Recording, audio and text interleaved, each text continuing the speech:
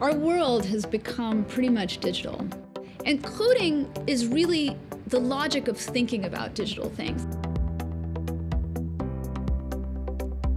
It is absolutely essential that the kids that are born today think that coding is just the most natural thing to do.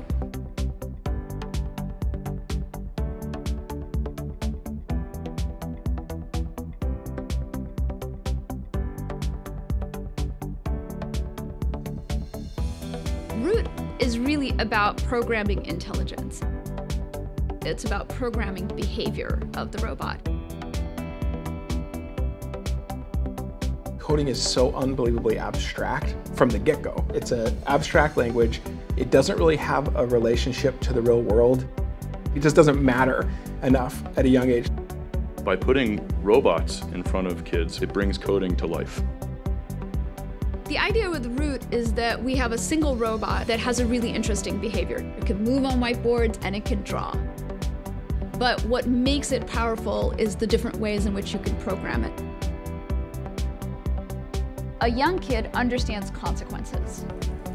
If this, then this will happen. Now they get to program the consequences to their robot. They can think about what a machine is able to do. What did they tell the robot and how did the robot misinterpret what they said? That part of our brain that's analytical and that thinks about processes is the one that Root is trying to engage. And start with basic kinds of coding that has nothing to do with language, and I can build up in sequence to more and more abstract coding. So that scaffolding is so powerful and it's not been done before. We have a vision to fill every classroom in the world with a robot.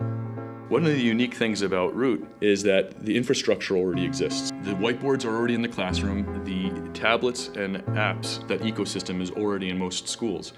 So with Root, really, the barrier to entry from a cost perspective is the cost of a textbook. What we're essentially doing is we're creating a robot that just works right out of the box, as simple to use as a tablet or app, that the kids will love, that the teachers will love.